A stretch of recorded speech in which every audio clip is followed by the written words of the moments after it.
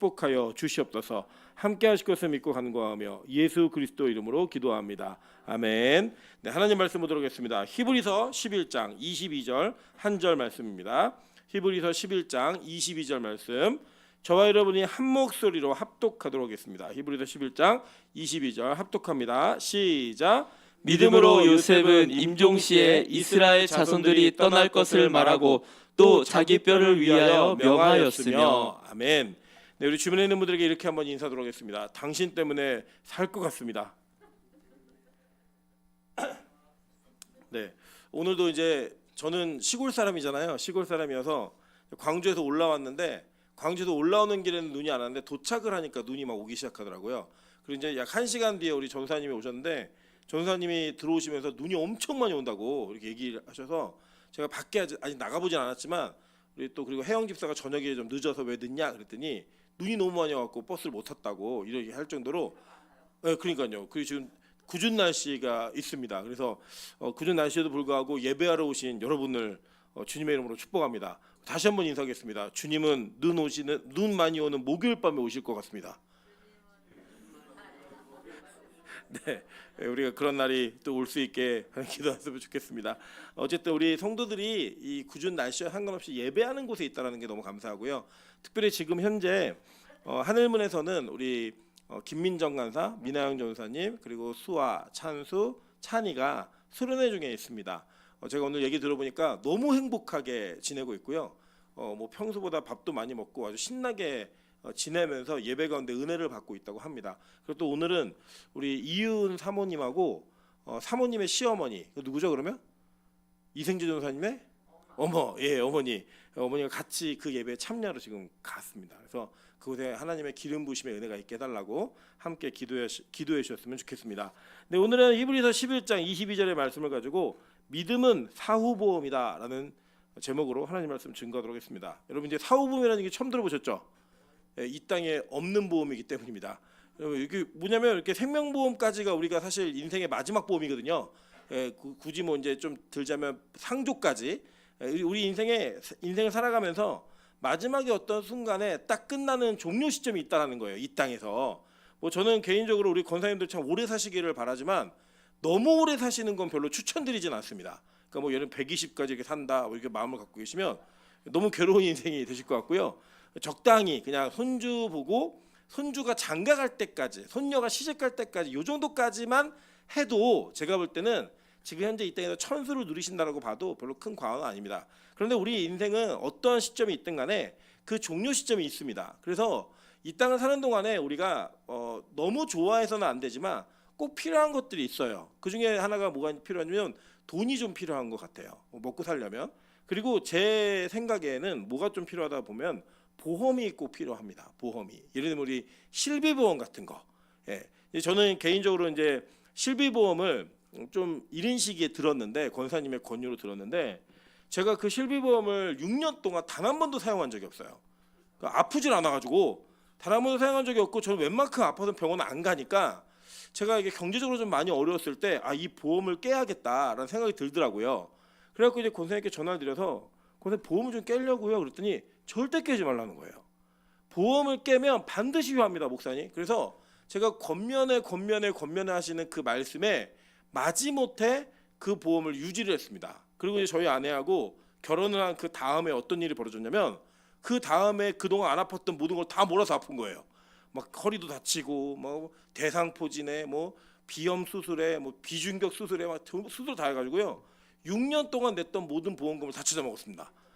그리고 그 이후로 또 못 찾아 먹고 있는데 하나님이 또 오늘 한 해는 찾아 먹을 거라 생각해요. 제가 어제 우리 이주영이란다. 이승재 선사님 그 설교를 들으면서 저렇게 정말 은혜 있는 설교를 하려면 나도 수술 한번 해야겠구나 이런 생각이 들어갖고 간증하는 그런 내용들을 들었는데, 어떻게 할 때마다 보험이 좀 필요한 것 같아요. 근데 그 보험이 여러 가지 종류가 있지만 우리에게 주는 보험의 마지막은 제가 볼 때는 생명보험이에요. 죽으면 나오는 보험. 그 이후에는 필요 있어요, 없어요? 사실 없어요. 여러분 생명보험도 자기 자신을 위해 드는 보험이 저는 아니라고 생각합니다. 누굴 위해 드는 보험이죠? 그 우리 남은 유족들을 위해서, 그 유족들을 위해 드는 보험이지, 사실은 그 이후에 어떤 좋은 조건의 보험이 있다 할지라도 그것이 여러분에게 크게 유용하다라고 보기는 참 어렵습니다.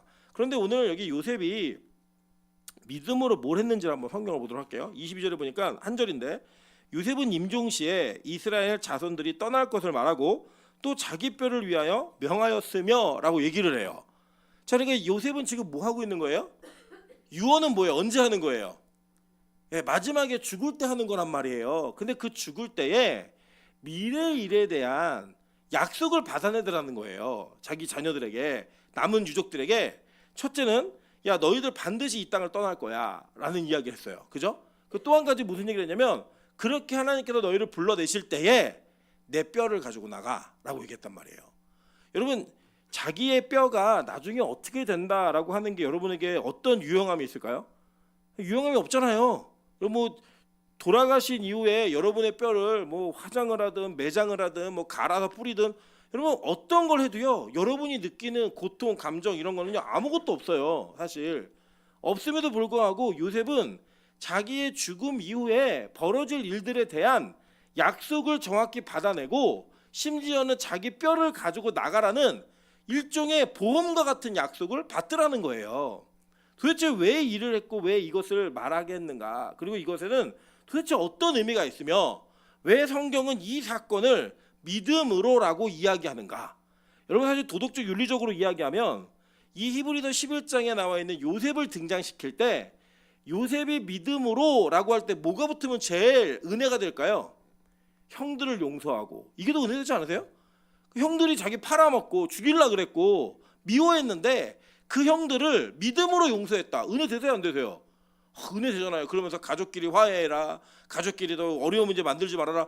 이러면 야, 그래, 믿음이 있으면 형제들과 화해하고 뭐 용서하고 이렇게 할 수 있어라고 얘기하면 설교하는 사람도 쉽고 받아들이는 사람도 상식적인데, 요셉에 대한 믿음을 소개할 때에 그 믿음에 대한 소개를 뭘로 하고 있냐면 반드시 너희가 애굽을 떠날 것에 대한 예언과 그때 누굴 데려가래요? 자기를 데려가는데 그 자기가 뭐예요? 뼈예요. 해골을 데려가라고 얘기하더라는 거예요. 그 도대체 왜 요셉을 이야기할 때, 그 요셉의 믿음을 이야기할 때 이게 가장 큰 가치가 되었는가? 우리 그것을 좀 살펴볼 필요가 있다는 겁니다. 여러분, 근데 이 요셉이 자녀들에게 유언을 했던 그 유언은 사실 굉장히 충격적인 예언이었어요. 왜냐? 자, 보세요. 이 요셉이 유언한 유언을 듣고 있는 사람들은 어떤 사람들이었는가? 요걸 보시면 이 예언의 의미가 굉장히 충격적이라고 생각합니다. 자, 먼저 창세기 45장 17절부터 20절 한번 읽어보시겠습니다. 시작. 바로는 요셉에게 이르되 내 형들에게 명령하기를 너희는 이렇게 하여 너희 양식을 싣고 가서 가나안 땅에 이르거든 너희 아버지와 너희 가족을 이끌고 내게로 오라. 내가 너희에게 애굽의 좋은 땅을 주리니 너희가 나라의 기름진 것을 먹으리라. 이제 명령을 받았으니 이렇게 하라. 너희는 애굽 땅에서 수레를 가져다가 너희 자녀와 아내를 태우고 너희 아버지를 모셔오라. 또 너희의 기구를 아끼지 말라. 온 애굽 땅에 좋은 것이 너희 것임이니라. 여러분, 이거 보시면 뭐라고 얘기하냐면 지금 이 형제들에게, 그러니까 남은 형제들이 듣고 있는 거잖아요. 형제들에게 바로가 뭐라고 말하냐면 야, 너네 애굽에서 제일 좋은 자동차 가지고 가가지고 너의 아내들과 가족들을 다 데리고 와. 그리고 올 때에 너네 여기에 좋은 땅 줄 거고 기름진 거 먹을 거니까 너네 집에 있었던 기구들 다 버리고 와. 이렇게 얘기한 거예요. 자, 여러분 보세요. 우리가 되게 작은 집에 살다가 돈을 열심히 모아가지고 큰 집으로 이사를 가시면 가전제품이나 가구들을 바꾸세요 안 바꾸세요? 바꾸죠. 왜 안 바꾸겠어요? 그거는 당연히 바꿔야죠. 예를 들면 우리가 에어컨을 살 때에도 에어컨이 몇 평형인가 평이 있단 말이에요. 그러면 내가 18평짜리를 살면서 18평짜리 에어컨을 쓰다가 50평으로 이사를 가면 에어컨을 더 사야 돼요 안 사야 돼요? 당연히 사죠. 그런데 큰 거 사요 아니면 새 거 사요? 새 거 사죠. 새 집 가는데. 근데 반대 경우로 한번 생각해 보실게요. 50평대에서 50평형 에어컨을 쓰다가 18평짜리 집에 가야 되면 여러분 물건을 최대한 다 팔고 가시겠어요? 아니면 남기시려고 노력하시겠어요? 네? 가면은 내가 지금에 가지고 있던 것들이 더 안 좋은 환경으로 가게 되면 지금 있는 것들을 그래도 좋은 것들은 추려가지고 어떻게든 사용해 보려고 노력을 하는 게 우리 인간의 모습이라는 거예요. 그런데 지금 바로가 뭐라고 얘기냐면 야 니네 다 버리고 와라고 얘기했어요. 그럼 어디 땅이 더 좋은 거예요 지금? 애굽 땅이 훨씬 좋은 땅이에요. 이유는 뭐냐면 지금 9년째 온 땅에 온 세상에 기근이 들어가지고 유일하게 먹을 것이 있는 땅이 애굽 땅이었어요. 그러니까 지금 이 형들에게 가나안 땅은 어떤 땅이냐면 야 우리 굶어 죽을 뻔했어 이런 땅이란 말이에요. 자 보세요. 어느 정도로 고통이 있었냐. 창세기 43장 1절부터 2절 그리고 8절 한번 보겠습니다. 자, 그 땅에 기근이 심하고 그들이 애굽에서 가져온 곡식을 다 먹음에 그 아버지가 그들에게 이르되 다시 가서 우리를 위하여 양식을 조금 사오라 이렇게 얘기했어요. 그 뭐냐면 지금 이 땅은 너무 굶어가지고 먹을 거 다 먹고 애굽에서 가져온 거 다 먹고 야 이제 우리 더 이상 먹을 게 없으니까 다시 가서 음식 좀 사와 이 얘기를 했어요. 그러니까 유다가 뭐라고 말하냐면 아버지 베냐민 안 데려가면 우리 그 요셉 그 총리 못 만나 애굽 총리 요셉인지 몰랐어요 그때는. 그러니까 애를 좀 내주세요. 그랬더니 나 못 내준다. 이 애는 절대 안 된다. 내가 요셉 잃어버린 것도 다 속상해 죽겠는데 베냐민은 절대 못 내줘. 이랬단 말이에요. 근데 유다가 뭐라고 하나 한번 볼게요. 자, 8절입니다. 유다가 그의 아버지 이스라엘에게 이르되 저 아이를 나와 함께 보내시면 우리가 곧 가리니 그러면 우리와 아버지와 우리 어린 아이들이 다 살고 죽지 아니하리이다 라고 얘기했어요. 자 그러니까 이 땅의 고난과 기근이 얼마나 심했냐면 지금 베냐민을 보내지 않으면 어떻게 되는 거예요? 굶어 죽게 생긴 거예요. 여러분 굶어 보셨어요? 어제도 이제 무슨 얘기하다가 금식 얘기가 나왔는데요. 여러분 이 땅에 금식을 잘하는 사람은 없어요. 그냥 포기하고 죽으면 죽으리라고 그냥 목숨 걸고 해내는 거지 절대 잘하는 사람이 없다라는 거예요. 근데 여러분 그런 고난과 어려움의 시기를 겪고 나면 다시 그 시기로 돌아가고 싶다 안 돌아가고 싶다? 안 돌아가고 싶다. 여러분 제가 간증을 좀 하면 저는 화천에 있는 27사 이기자 부대에 나왔습니다. 예, 이기자 부대 나왔는데 어떻게 나왔냐면 공익으로 가서 훈련 받으러 갔다 왔어요. 4주 동안. 이 4주 동안 훈련 받고 나와서 공익 생활을 2년 8개월 그러니까 28개월을 한 이후에 마치고 제가 이제 학교 생활을 하고 있는 중에 꿈을 꾸는데 제가 군대 징집 그 소집장이 또 나온 거예요. 그 또 나와서 제가 이거 뭐냐 그랬더니 분명히 이 동사무소에서 안 갔다 왔다는 거예요. 그래서 제가 그 부대를 찾아갔습니다. 그래서 소대장한테 얘기를 했더니 소대장이 이거 어쩔 수 없다는 거예요. 그래서 제가 거기서 총을 들고 막 총을 난사하면서 이거 다시 내가 여기서 훈련받은 거 아니까 얘기하라 그랬더니 그 소대장이 울면서 나도 네 사정은 알지만 어쩔 수 없다라는 이야기에 제가 깼는데 눈물이 흐르고 있었어요. 막 뭐 흐느끼는 거예요 제가. 여러분 사실 공익은 일반 사병에 비하면 그냥 편하게 갔다 온 거예요. 편하게. 저는 군생활도 그렇게 어렵게 하지 않았어요. 그럼에도 불구하고 그 자유가 억압되어지고 그냥 내 마음대로 살 수 없었던 그 시간이 너무 괴로우니까 그 시간으로 다시 돌아간다는 걸 꿈꾸니까 그 너무 괴로운 거예요. 너무 힘들고 그래서 너무 눈물이 나고 그런데 우리 그 전문용어로 뭐라면 악몽을 꿨다라고 얘기하는 겁니다. 그런 게 귀신 나온 것보다 더 무서운 군대 다시 가는 거. 여성분들은 잘 모르세요. 악몽을 꾼 것 같은 그 느낌이 있는 거예요. 왜 그렇죠? 그 시간이 너무 어려웠기 때문이에요.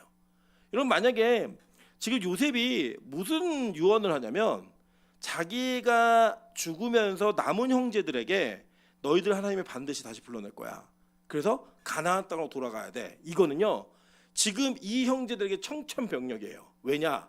아니 우리 굶어 죽을 뻔한 그 땅으로 다시 가라고?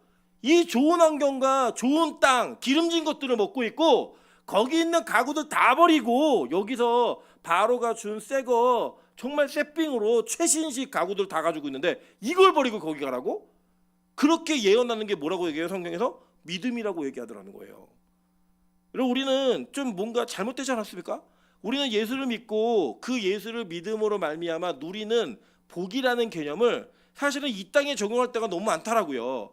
예수님을 믿으면 내가 무언가 이 땅에서의 유익을 얻어내고 번영할 수 있다라고 하는 그 확신을 갖게 하는 것이 믿음이고 역사라고 우리는 얘기하고 있는데 요셉은 오히려 자기를 통해 그것들을 다 누리게 해놓고서 뭐라고 말하냐면 하나님이 반드시 너희를 다시 불러낼 겁니다.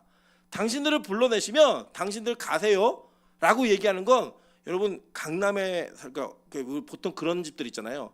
자녀 하나가 대성해가지고 그 자녀가 온 집안을 다 먹여 살리는 경우가 있잖아요. 비유로 따지자면 경기도 광주에서 농사짓고 총구석에 살다가 농사가 잘 안 져져가지고 망할 뻔한 어떤 사람의 가족 중에 한 아이가 없어졌다가 이 아이가 코인과 로또로 대박을 맞은 거예요. 그리고 강남에 타워 팰리스에 집을 몇 채를 사놓고 그 집에 자기 형제들과 아버지들을 다 불러서 거기에서 인생의 마무리를 누리며 살 것 같아 보였는데 본인이 죽을 때 뭐라고 말하냐면 형들 이제 하나님께서 어느 날 다시 경기도 광주로 돌아가게 하실 거예요. 그러면 미련 없이 나가세요. 이 얘기를 하는 거예요. 가고 싶다 안 가고 싶다? 안 가고 싶다. 이게 우리의 솔직한 마음인데 성경은 그거를 얘기하더라는 거예요. 그리고 그걸 뭐라고 말하냐면 성경은 믿음으로 라고 얘기하는 거예요. 그게 뭐예요? 믿음이 그렇게 만들었다는 거예요. 그러니까 요셉에게는 그 믿음 때문에 이 땅의 부귀영화, 그러니까 여러분 이게 이 땅의 부귀영화의 개념을 요셉의 기준으로 본다면 우리는 상상도 할 수 없는 부예요. 여러분 이게 이집트에 나중에 한번 놀러 가 보시면 피라미드가 있잖아요. 그 피라미드가 무덤입니다. 예, 그 무덤이면 우리나라는 이렇게 망우리 같은 데 가면 공동묘지를 이런 무덤 봉분이 있는 거 정도잖아요. 뭐 좀 커봐야 이렇게 뭐 태능 이렇게 왕릉 정도 있는 정도잖아요. 근데 그 피라미드가 인공위성에도 보여요. 인공위성에서도. 그게 뭐예요? 무덤이라는 거예요. 그 무덤을 만든다라고 얘기한다면 그들이 믿었던 사후세계와 사후세계에 대한 어떤 예우를 갖출 때 이 땅에 어마어마한 그 산과 같은 무덤을 하나 만들어 놓고 그 사람을 기념했어요. 그래서 그거를 죽은 사람은 누리지도 못하는데 그거를 얼마나 높이 크게 쌓느냐를 가지고 자기의 힘이 얼마였다라는 자랑하는 게 무덤의 크기였다고요. 우리나라도 마찬가지 아니에요. 부잣집 가보시면 막 그 무덤의 앞에 이만한 비석 해놓고 막 돌 새겨 놓잖아요. 그게 여러분 무슨 의미가 있겠어요? 본인한테는. 여러분 그래서 저는 권면드리면요. 이제 돌아가시면 제가 이제 장례를 많이 치러 보니까 알겠는데요. 돌아가시면 이제 장례식장에 가시면 뭐 관은 얼마짜리로 할 건지, 수의는 뭘로 할 건지 이런 것들을 다 결정하게 해요. 근데 그 꽃 그 모시는 영전에 꽃은 얼마짜리 할 건지 이런 거 하는데 제가 이제 권면을 드리는 거예요. 다 제일 싼 거 하세요. 그냥 그게 뭐 우리 그래도 어머니가 아버지가 우리 체면이었지 이러면서 막 관 몇백만 원짜리 뭐 이게 수의 입는 거 몇십만 원짜리 이런 거 하세요. 근데 놀라운 사실은 3일 뒤에 다 태워요. 네, 3일 뒤에 다 태워요. 그러니까 그냥 유언을 남기실 때 얘들아 무조건 제일 싼 거 해라 이렇게 하시는 게 자녀들에게 도움이 된다고요. 그게 그냥 이게 자기의 체면을 사실은 죽은 사람의 체면도 아니에요. 누구의 체면이죠? 남은 자식들의 체면이고요. 그거 알지도 못해요. 그게 뭐 오동나무인지 뭐 소나무인지 우리가 어떻게 알아요? 죽은 사람이 아무것도 모르는데 그것을 기념하고 그것을 크게 만드는 것이 이 땅에서 내가 얼마나 힘이 있고 영향력 있는 사람인가를 자랑하는 거예요. 그래서 막 꽃도 막 몇백만 원짜리고 막 하시는데 하지 마세요. 진짜 그냥 너무 초라하지 않을 정도. 그 정도의 개념이면 저는 그거 이상도 이하도 필요 없다라고 생각하는 사람이에요. 해보니까 그렇다고. 왜냐하면 죄송하지만 3일 뒤에 다 태워요. 제가 저희 그 외할아버님께서 국가유공자셔가지고 그 돌아가실 때 저희 큰 외삼촌도 목사님이셨고 뭐 장로님들 저희 어머니도 목사님 이러시니까 막 화환이고 뭐고 이런 게 엄청 많이 왔어요. 진짜 엄청 많이 왔는데 제가 옆에 장례식이 끝나는 거 보니까 이 화환을 꽃집 아저씨들이 사가더라고요. 네, 그래갖고 어떻게 하냐면 시든 거를 몇 개 빼내가지고 그 빼낸 이후에 거기다가 새걸 이렇게 갈아가지고 그 하나씩을 2만 원, 3만 원에 사다가 다시 20만 원, 30만 원에 파시는 거예요. 그 비밀을 또 제가 알았으니까 그냥 넘어갈 수가 없잖아요. 제가 딱 봤더니 제 사촌 동생들이 이 그 꽃집 아저씨하고 개당 2만 원씩의 계약을 이미 끝내는 거예요. 제가 아저씨를 가서 만났어요. 아저씨 이거 뽑아가지고 다 갈아서 다시 파시는 거잖아요. 개당 5만 원씩 주세요라고 얘기했어요. 그랬다 아저씨 고민하시는 거예요. 그러면 아저씨 제가 그러면 저희는 다 폐기 처분하겠습니다 라고 얘기했더니 5만 원 주겠다고. 그러니까 3단짜리는 7만 원입니다 얘기해가지고 그거를 모아가지고 남은 돈을 가지고 뭐 했냐, 저희 사촌들이 다 호텔 뷔페를 갔어요. 할아버지 장례 이후에. 저희 할아버님이요 꽃 팔아먹었다고 저한테 한 번도 꿈에 나타난 적이 없어요. 너 이놈의 새끼도 꽃 팔아먹어 한 번도 그러신 적이 없어요. 저희 할아버지 모르세요 그거를. 외할아버님은 그냥 지금도 대전 현충원에 고요히 누워 계세요. 죽은 사람은 알 수도 없는 건데 그걸 가지고 얼마나 꽃이 많이 왔냐, 그게 얼마짜리 꽃이냐, 몇 개가 있느냐, 이걸 가지고 우리는 이 땅에서 내가 얼마나 힘 있는 사람인지를 부모의 죽음을 통해서, 가족의 죽음을 통해서 그걸 얘기하더라는 거예요. 요셉이 만약에 유언을, 야 형들 내 피라미드는 좀 다른 거보다 제일 높게 좀 쌓아주세요. 그래서 지금까지도 우리가 거기 요셉의 피라미드 이렇게 해서 지금까지도 여러분 이집트 역사 가운데, 그 긴 역사 가운데 요셉의 피라미드가 제일 큽니다 라고 얘기한다면 여러분 무조건 돌아가실 때 최대한 모든 비용을 다 털어서 무덤 크게 하세요. 그게 복음이니까. 근데 요셉은 뭐라고 얘기해요? 믿음으로 얘기하는데, 형들 나 죽으면 절대 이 땅에 굳이 두지 말고 내 뼈를 추려가지고요 나를 다시 가나안 땅으로 데려가 주세요. 그리고 여러분도 함께 가야 됩니다. 이 얘기를 하는 거예요. 여러분 가끔 빛가서 공교회 설교를 듣고 계시면 다른 교회 옮기고 싶은 충동이 좀 있지 않으십니까? 다른 교회는 예수 믿으면 복도 받는다 그러고, 예수 믿으면 뭐 잘도 된다 그러고, 유익이 좀 있을 것 같은 요기들이 막 많은데 우리 교회는 맨날 고난 받으래요. 맨날 예배드리래요. 맨날 그래요. 아까도 제가 이제 우리 이전사님하고 같이 얘기하다가 뭘 물어봤어요. 친구들이 조그만 교회 왔다고 뭐라 안 해? 그랬더니 안 그래도 이제 애들이 보통은 저 어느 교회 갔어요? 그러면 어우 잘됐다 이런 교회들 있잖아요. 큰 교회들. 우리나라에 뭐 굵직굵직한 교회들 막 있단 말이에요. 그런데 빛가서 교회들 에? 그러더라는 거예요. 네. 이 중계동에 조그만 교회가 있어. 그래서 그래요. 그리고 봤는데 얼마 전에 통화를 하는 중에, 언제 통화를 했냐? 하늘문에서 21일 특별 집회를 할 때 통화를 한 거예요. 뭐라 그랬을까요? 우리 이전사님이 너무 빡세, 죽을 것 같아 이렇게 얘기했다는 거예요. 그러니까 그분들이 볼 때는 야 조그만 교회 가더니 죽을 똥 싸고 있구나 이렇게 생각할 거예요. 그런데 사실은 이전사님이 제가 볼 때는 제일 행복해요. 그 사람들 중에 제일 행복해요. 네. 왜 행복하냐? 진짜 복음을 전할 수 있고 말할 수 있다라는 거. 제가 어제도 우리 수요예배 설교를 들으면서 야 참 빛가서 공교가 복이 많구나. 여러분 그래도 제가 제 자랑을 좀 하면 우리 교회 사역자들이 오면은 다 설교 잘하지 않습니까? 왜 아멘 안 하세요? 예, 우리 교회 오는 부교육자들 설교 다 잘하잖아요. 누가 뽑았게요? 제가 뽑았습니다. 제가 듣는 기가 있으니까. 여러분 이게 은혜라고요, 은혜.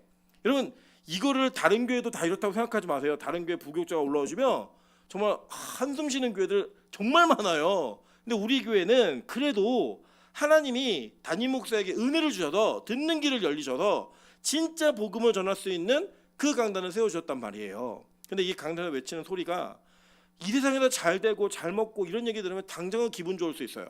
근데 만약에 이 강단에서 선포되어지는 메시지에 복음과 천국, 십자가, 예수 그리스도가 없다면 여러분 가장 빈핍하고 가장 어려우신 분들이에요. 우리가 영원한 생명, 즉 죽음 이후에 반드시 보장받아야 되는 믿음을 지금 이 땅에서 들을 수 없다? 여러분 그보다 불행한 일이 없다고요.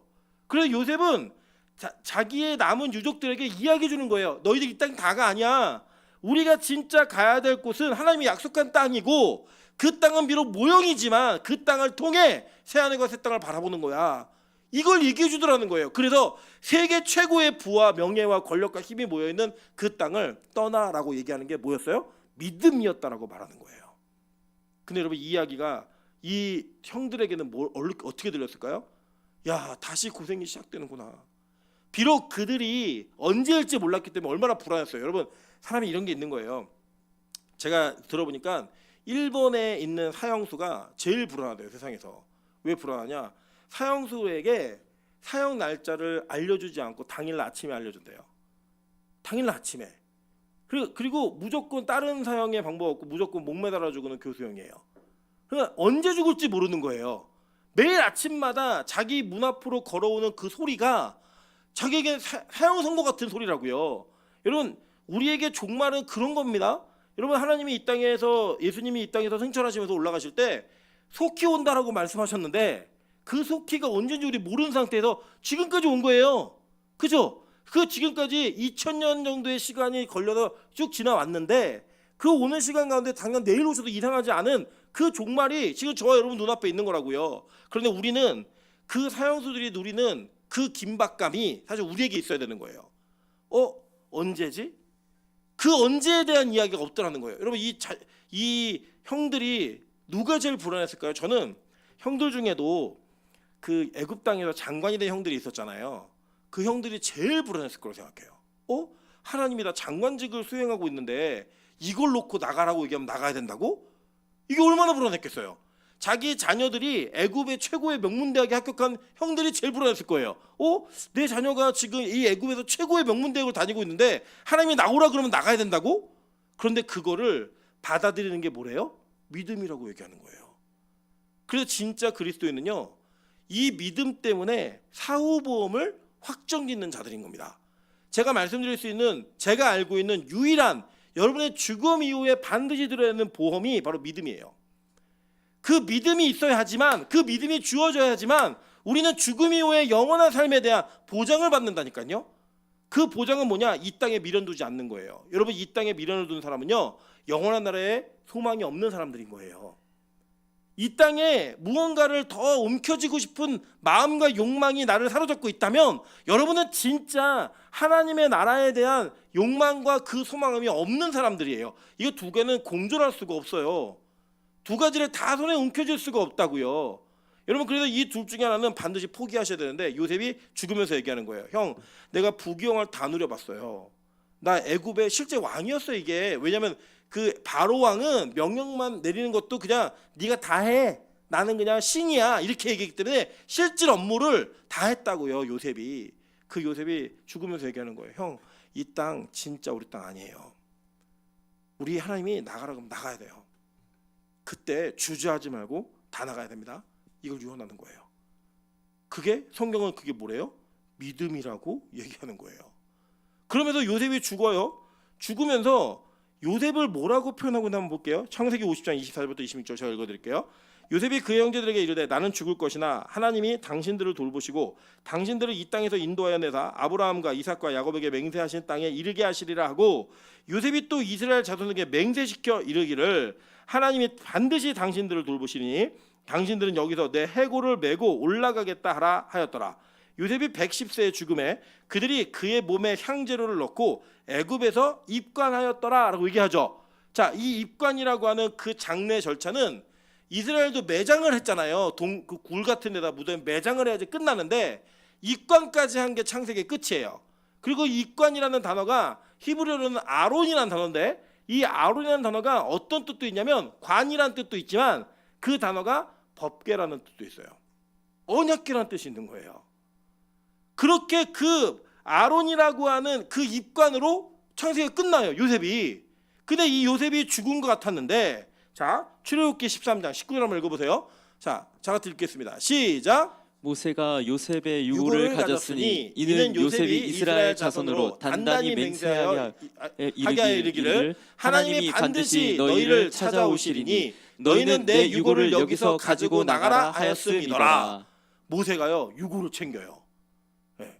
그 유고를 챙겼는데 이 유골이 뭐예요? 상징으로 성경에서 창세기에 뭐라 했어요? 유고를 담는 거를 입관, 언약궤에 담았다고 얘기하잖아요. 그런데 이스라엘 백성들이 출애굽을 해서 광야 생활을 할 때에도, 가나안 땅에 입성할 때에도 가장 앞서였던 게 뭐예요? 법궤였잖아요. 그 아론을 들고 가더라는 거예요. 한번 볼까요? 여호수아 3장 3절입니다. 여호수아 3장 3절. 자, 시작. 백성에게 명령하여 이르되 너희는 레위 사람 제사장들이 너희 하나님 여호와의 언약궤 매는 것을 보거든 너희가 있는 곳을 떠나 그 뒤를 따르라. 여기서 여호와의 언약궤가 바로 히브리어로 아론이에요.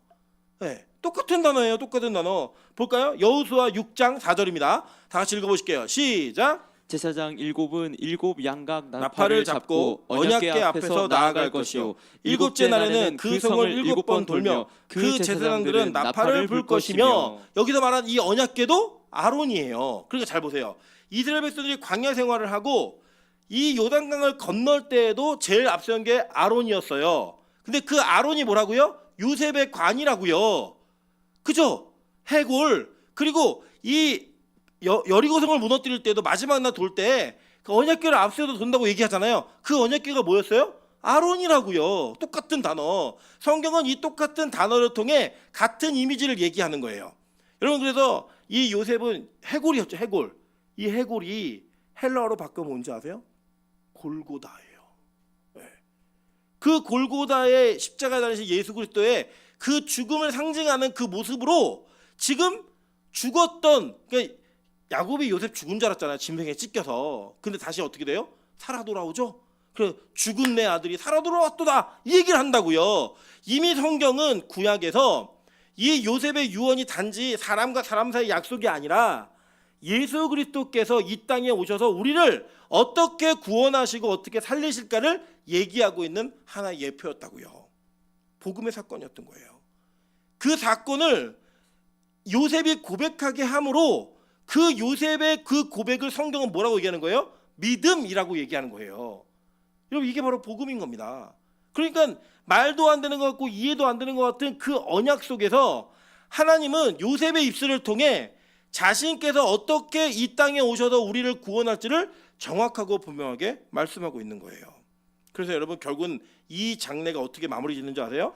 여호수아 24장 32절입니다. 다 같이 한번 읽어보실게요. 시작. 또 이스라엘 자손이 애굽에서 가져온 요셉의 뼈를 세겜에 장사하였으니 이곳은 야곱이 베크시타를 주고 세겜의 아버지 하몰의 자손들에게서 산 바치라. 이것이 요셉 자손의 기업이 되었더라. 그죠? 이게 언약의 땅으로 다시 돌아와서 여기에다 매장을 해버리는 거예요. 그 요셉이 내 해골 좀 가지고 나가라고 얘기했잖아요. 근데 여러분, 이게 얼마나 세상에 볼 때 멍청한 사건이냐면, 피라미드에 있던, 그러니까 요셉 정도면 아마 피라미드가 있었을 거예요. 피라미드에 있었던 요셉의 해골을 빼다가 지금 저 팔레스타인 가나안 땅에 있는 총구석에 갖다 묻으면서 이게 우리 영원한 기업이야 라고 말하고 있는 거라고요. 성경 그걸 뭐라고 얘기해요? 믿음이라고 말하는 거예요. 여러분, 그러니까 기독교는 본질적으로 이 땅의 부귀영화를 빌고 이 땅의 안녕을 비는 종교는 절대 아닙니다. 적어도 이 본문을 기반으로 해서 우리의 이 땅의 삶과 죽음을 얘기할 때 기독교는 이 세상의 실비보험 같은, 이 세상에 여러분이 있는 여러 가지 사고 사건에 대한 보험 같은 그런 보험의 성격이 아니에요. 믿음은 무슨 보험이냐? 사후보험이에요. 내가 죽고 난 이후에 어떠한 은혜를 누리게 될 것인가, 내가 죽고 난 이후에 어떠한 영광의 그 복을 받아낼 것인가 나를 보증하는 게 바로 뭐예요? 믿음이라고요. 그래서 요셉은 죽고 난 다음에 뭘 한다고요? 죽고 난 다음에 무슨 의미가 있다고요? 그런데 굳이 얘기하는 거예요. 나 죽고 나면 당신들을 하나님께서 불러내실 때 당신들도 가야 되지만 내 뼈도 꼭 가져가 주세요. 그걸 소망했던 걸 성경은 뭐라고 말하는 겁니까? 믿음이라고 얘기하는 거예요. 어떤 면에서 우리는 요셉보다 믿음이 있다라고 말하기 어렵겠죠. 그죠? 우리는 오히려 이 땅에서 예수 믿어서 어떻게 하면 잘 될까, 어떻게 하면 누릴까, 어떻게 하면 뭘 더 가질 수 있을까에 대한 그러한 기도를 하면 우리 열심히 기도하시잖아요. 여러분, 제가 보니까요, 제가 사역했던 교회들 속에서 이 대학부, 그러니까 대학, 항상 저는 청년부를 했으니까 대학부 아이들이 올라오게 되는 건 1월이에요. 교회 절기가 1월입니다. 그래서 1월이 되니까 그 1월에 그 교차점에 있는 12월, 11월 달에는 중고등부 사역자들과 긴밀하게 교제를 해야 돼요. 이 아이들을 잘 인수인계 받아야 되니까. 그래서 반드시 빠지지 않고 했던 게 뭐냐면 수능 기도회예요. 수능 기도를 하면 놀라운 일이 벌어집니다. 평소에 새벽 기도하지 않던 분들, 평소에 2분 3분도 제대로 기도하지 않는 분들이요, 하루 종일 아이들의 공부 시간에 맞춰서 기도를 하는데 지치지 않고 기도를 하세요. 전 미치겠어요, 진짜. 더 이상 할 제목이 없어요. 저는 오죽하면 무슨 얘기했냐면, 여러분, 우리 아들이 밀렸으면 더 많이 맞을 것 같다면 밀려쓰게 해달라고 기도를 해주세요. 엄마들이 막 웃어요. 그리고 제가 얘기해요. 오늘 적어도 아이들이 오면 고생했다 딱 한마디만 하세요. 채점 해봐, 몇 점이야 하지 마시고 그냥 그거 한마디만 해주세요. 그러면서 그 기도를 이끌어 가는데 너무 힘들어요. 1시간 반씩 한 과목에 막 이러니까 그걸 4교시 5교시 막 하는 거에 계속 너무 힘든데요. 평소에 기도 안 하던 부모님들이 한 번도 힘들어하지 않으세요. 제가 막 우스갯소리 하면 그런 소리 할 필요 여력이 없대요. 더 기도하세요. 저는 막 힘들어 죽겠는데 쉬었다도 못하고 미치겠어요 막. 왜 그렇죠?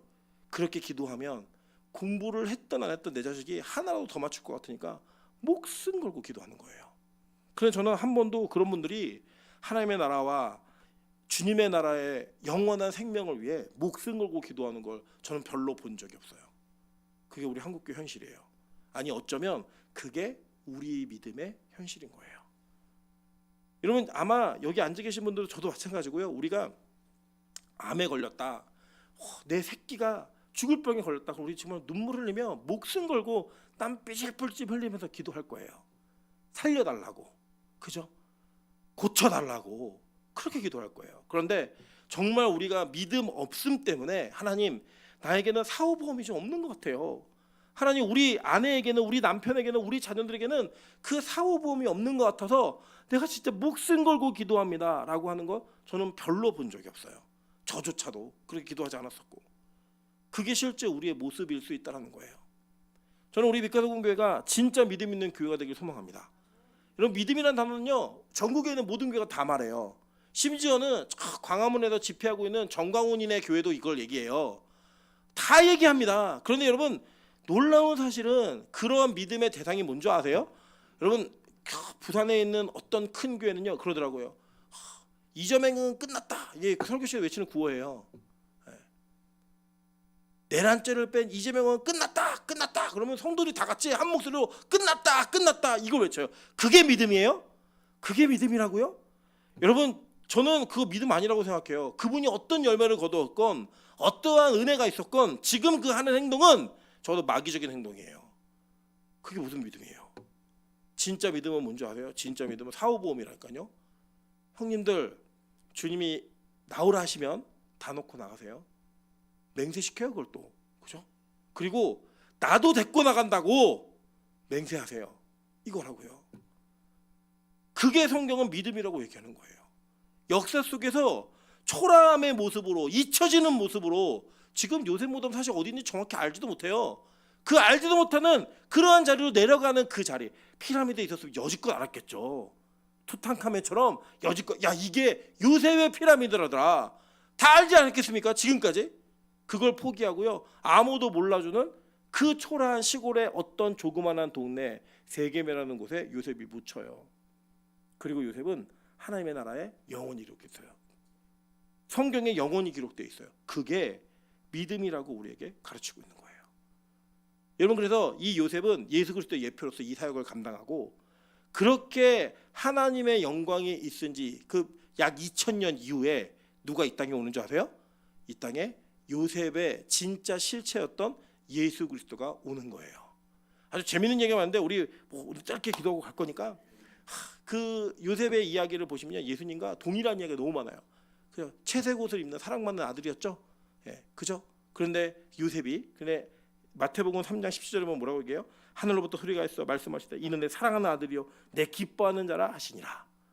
요셉이요 형들의 잘잘못을 다 아버지께 고백을 했어요. 고했어요. 그래서 형들이 미워해요. 똑같죠? 예수님이 이 땅에 오셔서 형제들, 유대인들의 잘잘못을 그대로 얘기했더니 그들이 어떻게 했어요? 예수를 미워했잖아요. 죽이려고 했잖아요. 여러분, 요셉은 은 20, 즉 노예의 한 사람의 분량으로 팔려갔어요. 예수님도 은 30, 노예 한 사람의 비용으로 팔려갔어요. 여러분, 요셉이 감옥에 있을 때에 억울하게 죄가 없는데 감옥 갔죠? 그 죄 가운데서 자기에게 두 명의 관원이 있었어요. 술 맡은 관원장과 떡 맡은 관원장. 떡 맡은 관원장은 죽었고 술 맡은 관원장은 살았죠. 예수님이 우리의 죄 때문에 죄가 없는 분이 십자가에 돌아가실 때에 오른편의 강도와 왼편의 강도가 있었는데 왼편의 강도는 죽었고 오른편의 강도는 살았어요. 이 구약의 요셉의 사건을 통해 신약에 오실 진짜 메시아 예수가 우리에게 어떠한 사후보험이 되어지는가, 이거를 성경은 우리에게 가르치고 있는 거라고요. 그 예수님이 우리한테 말씀하신 거예요. 야, 내가 너희를 위해 처소를 예비하러 가노니, 그게 어디예요? 새 하늘과 새 땅, 이 땅이 아닌 곳. 그래서 그 땅으로 우리를 이끄시기 위해 하나님 우리를 불러내신 거라고요. 저는요, 오늘 이 궂은 날씨에도 눈바닥을 헤치며 오신 여러분을 주님의 이름으로 정말 축복합니다. 여러분, 뭐하러 오셨냐면요, 사후보험 들러 오신 거예요. 옆 사람에게 한번 인사하겠습니다. 사후보험 들러 왔습니다. 진짜 묻지도 따지지도 않습니다. 그냥 믿음이 우리 안에 있으면 그 보험은 그냥 유효한 보험이에요. 저는 나중에 영광스러운 모습을 한 가지를 딱 상상할 때가 있어요. 어느 걸 상상하냐면, 천국에 가서 제가 섬기고 모셨던 우리 장로님들, 권사님들과 함께 다시 만나는 거예요. 물론 제가 먼저 가서 기다릴 수도 있어요. 우리 박매영 선생님 120 사시면 저는 그때까지 안 살 거니까 거기서 만날 수 있어요. 제가 먼저 가서 기다릴 수 있는데, 만나서 우리가 빛과 소금 교회라는 그것을 주장하고 우리끼리 뭉쳐 있을 수는 없어요. 그런데 우리가 빛과 소금 교회를 통해서 그 땅에 있는 동안에 이 천국을 소망하는 것을 가지고 기뻤습니다라는 고백이 있다면 전 너무 행복할 것 같아요. 예, 너무 행복할 것 같아요. 제가 오늘도 이승전 선생님과 대화하면서 이런 얘기를 했어요. 남들은 우리 보고 고생한다고 말하고 힘들게 목회한다고 얘기하지만 야, 우리 앞에 원장님이 계시잖아. 그분이 하는 거 우리 3분의 1도 안 하고 있잖아. 그렇게 달려갈 수 있는 목표점이 있어서 제가 보면 저희 어머니는 사후보험에 목 쓰는 건 분이에요. 저희 어머니는 사후보험 판매 왕이에요. 예. 그 보험에 자기 생명을 다 걸었어요. 진짜 그걸 믿으니까 하는 거예요. 제가 아는 분들 가운데 전국 보험 1등이 두 분이나 계세요. 예. 이쪽 회사에서 저쪽 회사에서 하나는 교보, 하나는 삼성 이렇게 계신데 교보에 있는 분은 제가 참 재밌는 얘기를 들었어요. 왜 어떻게 뭐 보험을 1등 하세요? 라고 물어봤더니 그 남편분이 일을 하시다가 오른팔이 잘리셨어요. 그런데 그 오른팔이 잘렸을 때 보험 때문에 다시 일어설 수 있는 기반이 지금 굉장히 큰 사업체 사장님으로 계세요. 근데 자기가 그거를 경험해 보니까 이게 너무 필요하더라는 거예요. 그 누구한테 건면할 때 상품을 팔게 하는 게 아니라 이거 당신한테 꼭 필요합니다 라고 얘기하니까 사람들이 그걸 사주더라는 거예요. 그 보험이 팔리더라는 거예요. 여러분, 그렇게 우리가 진짜 사후보험에 대한 그 가치와 소중함이 뭔지를 깨달으면 여러분의 입에서 천국 얘기 안 나갈 수가 없어요. 믿지 않는 가족들에게 너 그냥 계속 그렇게 살아라고 얘기할 수가 없어요. 제발 이 보험 좀 들자. 여기 도장 좀 찍어라. 제발 그렇게 믿음이라고 하는 것을 통해 이 보험을 들면 영원한 생명이 약속돼 있다니까. 이거를 말하며 하늘의 것을 구하게 되어 있다고요. 저는 오늘 이 밤에 여러분 불 끄고 기도하는 동안에 하늘의 것을 구하시는 은혜가 있기를 소망합니다. 하나님, 믿음은 사후보험이라면 내가 그동안 기도해왔던 모든 것들 속에 이 땅에 연연하고 이 땅에 미련둔 것이 있다면 하나님 좀 내려놓을 수 있게 좀 도와주시고 여유 있는 믿음의 마음과 시각으로 이 세상을 바라보며 영원한 나라를 꿈꾸는 은혜가 있게 도와주십시오. 그렇게 기도하고 예배하고 신앙생활할 수 있는 빛과 소금 교회 되시기를 주님의 이름으로 축원합니다. 같이 한번 찬양으로 기도하겠습니다. 하늘의 것을 구하게 하소서. 여러분, 이 찬양의 가사를 통해서 진짜 하나님 하늘의 것을 구할 수 있는 그 사후보험의 믿음이 우리에게도 좀 있게 도와주셔서 요셉이 말했던 그게 믿음이라면 나에게도 동일한 믿음을 허락하여 주시옵소서. 그렇게 찬양으로 기도하며 나가도록 하겠습니다.